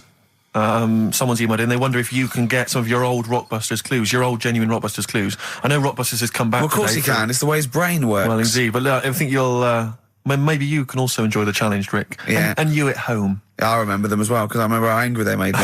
Here's some old Rockbusters. That army's got some nice trenches. DW. That army's got some nice trenches. DW. No. Dandy Warhols. That one works. It's not bad, is it? That's why I didn't get that one, because it worked. Yeah. Yeah. Okay. She's only got one sticker left. It was actually he's only got one sticker left. Oh, okay. He's only got one sticker left. The band His Last Sticker. Exactly. With Justine Fishman, His Last Sticker. Yeah. They were brilliant, weren't they? What happened to His Last Sticker? Are they still going? He'll strap some chocolate to your feet. That's A. A band or artist. A. He'll strap some chocolate to your feet. Go on. Aerosmith. I don't know really what that means, but... And finally, you'll have to... Aero Cobbler. Well, yeah. The well-known Aero Cobbler. And you'll have to stick her in the oven. AB. You'll have to stick her in the oven. See, he thinks blacksmith means, like, just shoes. Like, it's not the smith. It's the smith part. A smith is just a right, isn't it? So it doesn't... I don't know. Aerosmith. What does that mean, Carl? What does that mean? Come on, you'll have to stick her in the oven. AB. Yeah, I know that one. Yeah? Yeah. What is it? But it doesn't work. Apparently it does. You'll have to stick her in the oven. AB. Single or artist? What, Anita Baker? Anita Baker. Why you have to stick her in the oven? Anita Baker. Oh, I need to. But why didn't you say, like, you'll have to get his hair cut and put a nice white chef's hat on? That's Anita Baker. See, that works. That works, Carl. I need to bake her. Doesn't work. It is shite. Okay, well, listen, before you judge, listen to today's Rockbusters. Okay. They're here with us now. Here's Karl Pilkington. He's back just for Christmas. Brilliant. I've only got two, really. What? Because I was trying to work one out before, right, in my little room. Yeah. I was looking at different band names, thinking, what can I do? Yeah. Couldn't concentrate, because Ricky was in there, trying to spray deodorant all over the place. Right? Well, you should have done them yesterday. You should have shut me out. Right. So there's just two. Brilliant. Well, I've kind of got an idea for the third one. Fine, I'll have a go. Yeah. Right, so anyway, the first one... Should we play a record and come back to this? We'll do it quickly, we'll do it quickly. No, play a record. This is rubbish. Yeah. Rubbish. Libertines. Useless. Give me the gifts. Let me have a look what prizes you've got. Libertines, Don't Look Back Into the Sun on XFM. Well, the general public are getting involved with Karl's holiday, and I mean, this has been a damning report on Lanzarote. There's not been a positive word written about Lanzarote so far. Wow. It's volcanic. There's no natural water supply. Sorry, there's no natural water supply. It's You all have to sit in a imported. hole. What do you think of this, Karl? What do you think of the people that want you to know that you're going to a rubbish place when you can't change it? What do you think of that? Rubbish though, will it? What do you mean? All right. What do you mean it'll be right? Because I'm going to go there thinking, oh, there's no water and that, and there will be water. No, they didn't say there's no water. What did they say then? There's no natural water supply. Whatever. I'm not bothered. Doesn't bother me. All right. I'm going to have a good time and that. What are you going to do? What's your plan to do? Got a book. What book you got?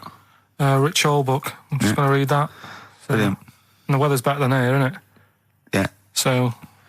Someone emailed just now. They said they're listening online and there's a problem with their computer and everything's sped up. The music's sped up. Our voices, Rick, are sped up, except Karl's. That's how slow he speaks. So when everything's sped up, he sounds normal. No Blue Sky, The Thorns. That's beautiful, isn't it? On XFM 104.9. Karl, you're losing your rag a little bit. What's the matter? Nothing, go on. See? What's the matter? No, what's the matter with I've Karl? got something to cheer him up. Someone's emailed in, Emma's emailed in, she said that for those that know, those in the know, they referred to Lanzarote as Lanzagrotte. Brilliant. He's a bit fed up. He's got 2 CDs for Christmas from a company that's he's been with for 6 years. He's a little bit grumpy about having to answer the phones. Letter to Hermione. David Bowie.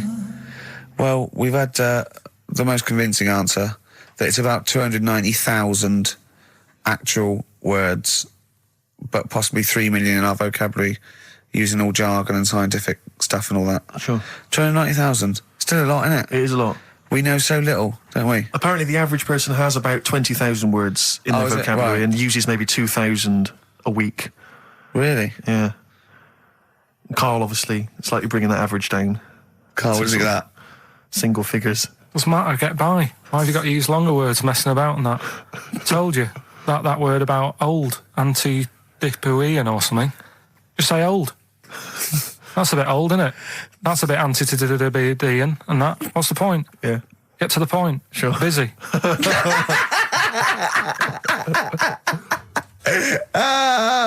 Right, okay. Are you in a film this week, Karl? We're doing that now. Yeah, go on. Get it over with. Hang on a minute then. Get it over with. Let's get this show over with. We can go home. You can go off to Lanzarote and sit on some ash. Some charcoal. He's not happy about that. That's annoyed him. The listeners have all ganged up on him. Yeah. XFM giving him 2 CDs. We've had more calls for his resignation this week than ever before. What do you think of that, Karl? What do you mean?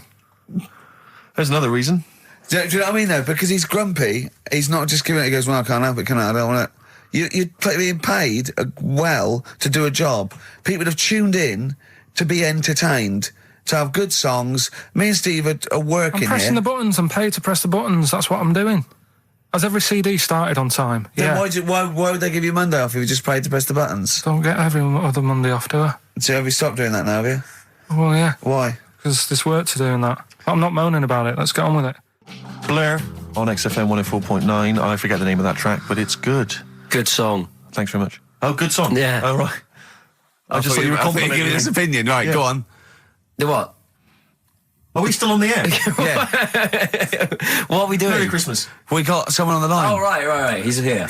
Who's that? Ricky, It's yeah, go on. it's Jonathan. How are you? Good. It's only TV's Jonathan Ross. Ross, turn your radio down, you idiot. I'm here. I like to. I haven't got a radio on. What are you talking about? We can hear the feedback. Well, I haven't got it. It's not my fault. It's your incompetent radio station. And also, didn't you hear we said don't call in? We don't want to speak to the listeners. What's I'm not a listener. I'm a visitor to your shores. I'm special. You know that full well. I know you're special, right? Yeah, exactly. What have you got a name for the band? Yeah, you ready? Yeah. Blump. Blump. B-L-U-M-P. I tell you for what, you can't have a normal word. If it's the monolith band of all time, if it's the big, you can't have a regular word. It doesn't make sense. How can you have a regular word? All these ideas you've come up with are rubbish. You need a word which only stands for that one thing. No one's heard it before. No one will use it again. Blump. I can't help but feel that that's a more appropriate name for maybe one of Ricky's bands. I love seeing that picture of him in that band. You see it everywhere these days. He was like a girl. He was like a little girl in a suit. Looks like a girl, a little dyke at a wedding. What was that? That's got to be the kettle calling the pot black, surely. Yeah, I've always been nothing but 100% heterosexual. We're not sure about. There's not anything wrong with it, I know that, but look at you. I actually had to get that in. There's not anything wrong with it. I'm Jonathan Ross. Oh dear. I was thinking the other day, right? Oh, yeah? The Comedy Awards. Yes, sir. You didn't half say some awful things about poor celebrities, poor has-been celebrities with coke addictions and fat lips and faces that where surgery's gone wrong and everything. And when they're on the show, they're going, "Oh, you look lovely." Yeah, I'm nice so to them. good. Well, I'm nice to them to their face, but obviously when I'm not with them, I like to let my true feelings be known. What's wrong with that? That's how everyone Well, I'll tell you what, you can get anything off your chest you want on this show. Any celebrities you want to talk about? There's no one listening. It's just between me and you. A lot of people listen. They listen to my show, and after they've had a few hours of, good laughs, they like something bland to just cool them down afterwards. So they flip over. We know this happens. Did you mention my DVD on your radio show? You know what? I forgot to. I forgot to mention it. Christ! I meant to mention by the office, but I forgot to mention it. And then I thought afterwards, it's not like he needs the cash, is it? It's not like he needs it. It's not like it is, but he's probably earned more money in a short space. You're like a lottery winner, and you've got about as much taste. You're like one of those burglars who's won the lottery. I am. I'm dressed like an Albanian window cleaner at the moment. Burglar from Reading who won the lottery, and now he's fritting it away on what? I do feel sorry for my neighbours. I've moved into a really nice place. Now, I feel like it's the hillbillies. No, it's nice you've moved in though, because it's nice. It's given them something to sort of talk about behind your back. You've united the whole block. Right, go and play with some Japanese wind-up toys now. I'm going home to play Mario Double Dash with my son. It's going to be a good afternoon. I phoned you once after I finished my show. It was about 5 minutes past 3. Yeah. And I don't mind if I said, "How you doing?" You went, "It's brilliant." You said, this is what you said. You went, "Everyone's out. Jane's taking the kids out. I've already masturbated twice, and I'm playing with a new Japanese toy." I'm masturbating now.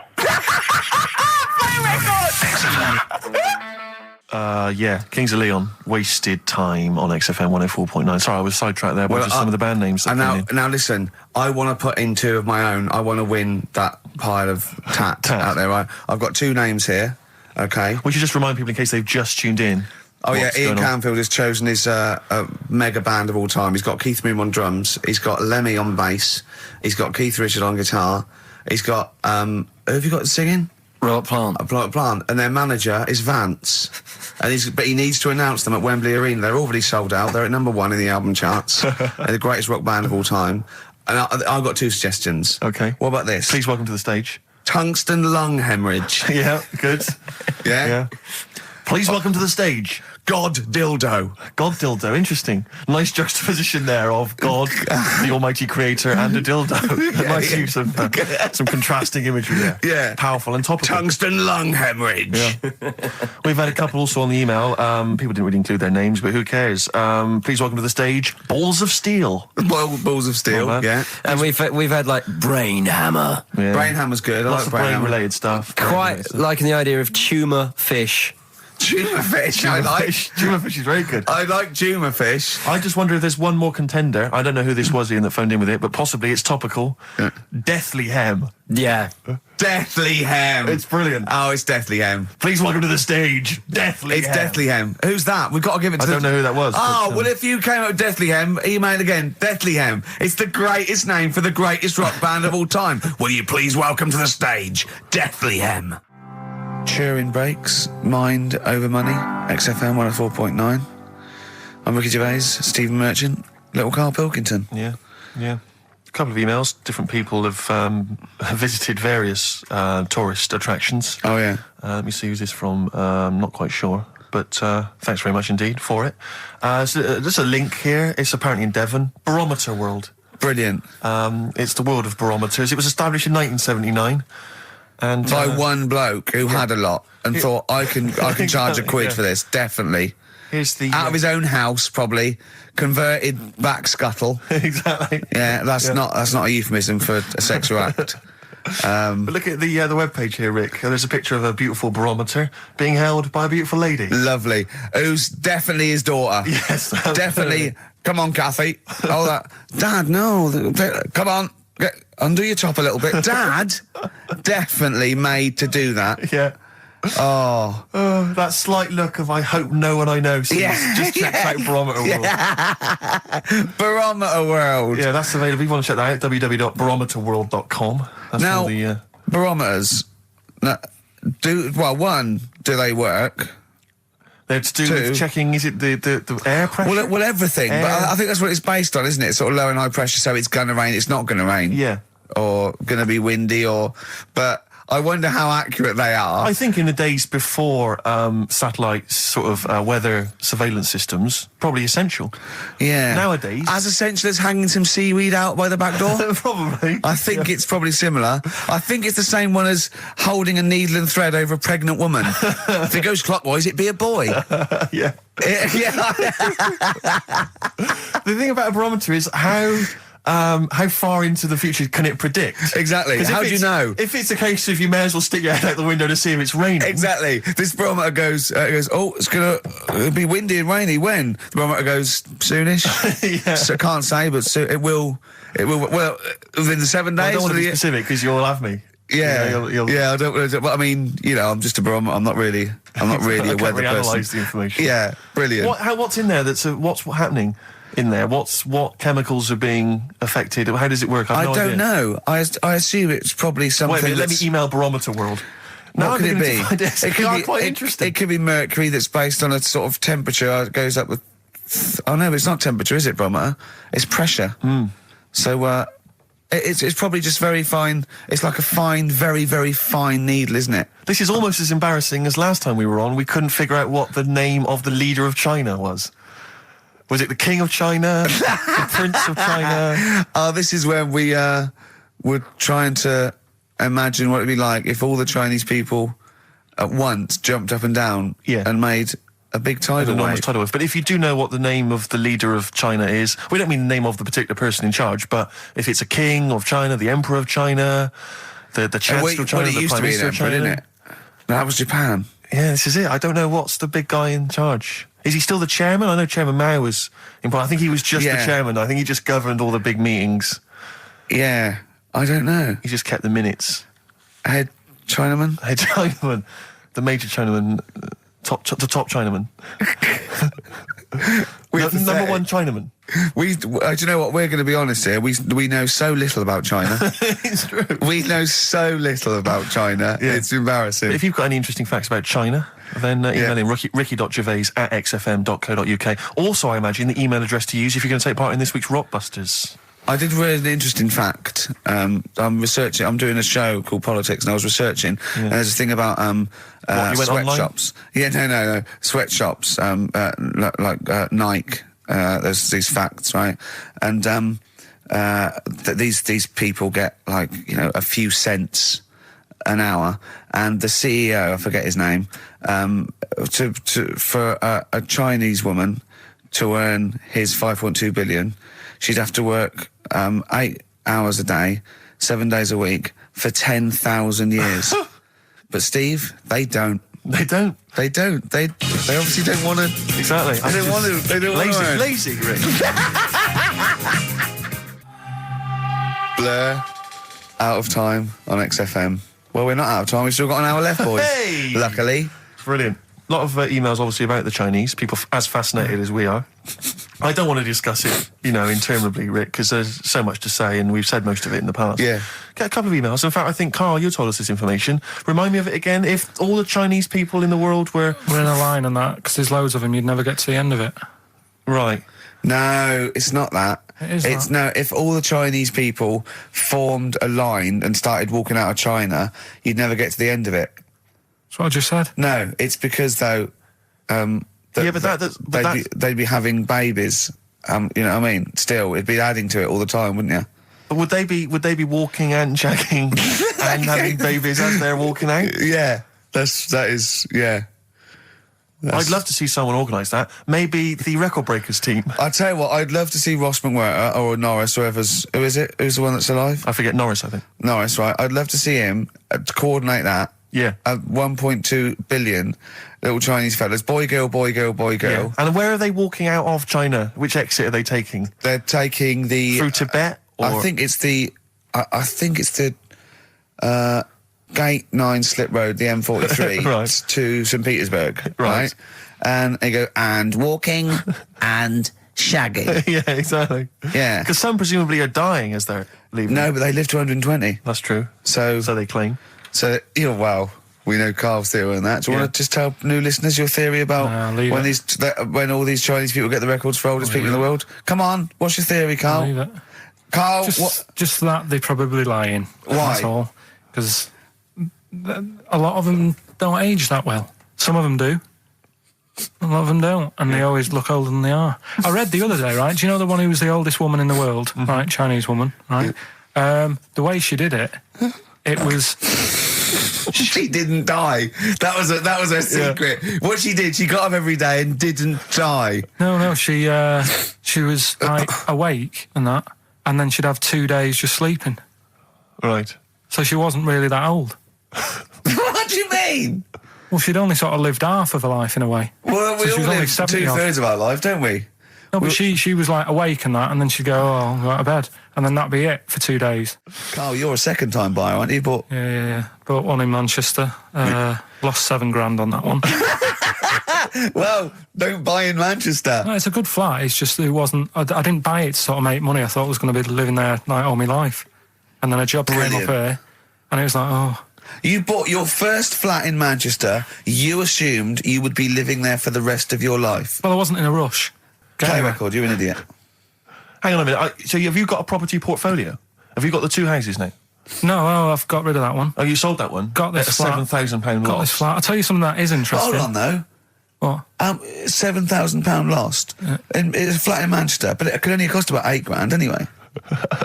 Right, Steve, something they do now, right, they've got to do by law when you're buying, right? I was looking at one in London, right? It's haunted. They've got to tell you now. Right, don't talk shit. I'm telling you now. now. Play a record. I'm telling you now. Yeah. There's no such thing as ghosts. That is ridiculous if that appears on a legal document. Right, if there's anyone who sells flats and that, does that for a living. Yeah. Right, email in, because I'm telling you now, that is a fact. She sort of dropped it in. She said, I said, oh, nice feel here. And she said, yeah, well, that'll be the ghost. Just dropped it in, that's all they've got to do. And then I was like, what? And they went, oh, yeah. That's what I've got to do, is it? So that's the legal thing. Did you drop it in? So in court you go, did you drop it in? Yeah, I dropped it in. Play a record, you're an idiot. That's David Gray, and this year's Love. If you're in love, I hope it lasts. It's only January. What you got for us, I just thought we ought to maybe go through some of the emails. I mean, I don't want to query the calibre of some of the emails we get sent on this show, but here's a typical one, Rick. Go on. There's no name, it's just from Glicko, that's his email address. It's just a question to you, Rick. Did I see you walking around Marylebone High Street last Sunday? Yes. Okay. Well, I don't know. Well, I was in Marylebone High Street last Sunday, yeah. Yeah, but did you see Glicko? I didn't see Glicks. Okay. I didn't see the Glickster. But all right, this is one from M. Ricky, what do you think of Richard Bacon's show? I can't decide if he's better than you. Nor can I. Any thoughts? Nor can I. I can't help her out on that one. Sure. That's a really personal thing. She's got to dig deep. She's got to look at both of us. She's got to find out what she likes. Yeah. And then whether I provide more of that than Baker's. Yeah. I mean, Baker Foyle's brilliant. Yeah. I'm not going to put myself up against him, so I can't help you. Next, Steve, next. Well, there's a lot of emails last week which were saying how much they enjoyed the Christmas specials. Thank you very much for that. That's very flattering of you. There was also a couple. There was one that it was a guy. I'm sorry that I think I might have deleted it. But, I should have sent a reply, because there was a guy from Canada saying if there any chance you're around in March, whether you could pop in and have a surprise birthday dinner for his wife. Oh, why don't you keep that? I know. Well, I can't bloody go now, can I, you idiot? Okay. So, I really apologise for that. Yeah. There's also, this is interesting, this is more for Carl, really. It seems unlikely. Is it from a doctor saying you're an idiot? We've got plenty of those. I tend to delete them. Okay, all right, yeah. Look at his face. No, it just says, don't like to complain, but I won the film competition about 5 or 6 weeks ago, and I haven't received my prizes. Oh dear, that's all Carl has to do on the show. We provide the chat, the records, the light entertainment. I mean, the glamour. Strokes of comedy genius. All Carl has to do is send out the prizes and say there was a monkey that was a bank robber at 5 to 3. Yeah. What's your excuse, Carl? Do you remember her winning? I've got all. Well, you're calling her a liar? Well, I am, because I don't remember ever seeing. Right, he's calling her a liar. So Joanne Ogden, you're claiming, is just making this up. She sent this in on a whim, trying to fool us and get some cheap tat. Wow. I don't believe that. I don't believe anyone would lie to try and get Knowing Me, Knowing You on VHS. I really don't. Well, I'll look in the records because we keep all the details, so... Do you know what I mean? Right. Well, one of you's in the wrong, and do you know what? Knowing you, Carl, I don't think it's Joanne. No. Has anyone else ever emailed in saying they haven't got the bag of crap? No, they haven't. Well, but one mistake's one too far, because that's one person. So, you might send out 30, but that one person, that's the first time they've won a competition. They want the history of Wind narrated by Donald McIntyre on VHS. Yes. And, Stephen King's It on Betamax. Yeah. No, they sometimes they want the best of Primal Scream on a cassette. Exactly. So, You've got to make sure you're sending these prizes out. Yeah. Final email from Andy. He says, the webcam is pointing at the ceiling. Is it because the air conditioning vent is more exciting than what happens on the show? Let's put that down now. I think that's absolutely right. Hold on a minute. Now, just if someone... Is that good? People love the webcam. I don't know what they're interested in, because all they get is a picture of Carl's big head. It's not as big, it's just round. Oh. Get it right. Yeah. Carl, I'd like you to play the next tune. I got sent a little cheeky primer for The Cure's Join the Dots. It's B-sides and rarities, lots of stuff from them, from all over the ages. And it's amazing how good their B-sides are. Here's one of them playing. Yeah.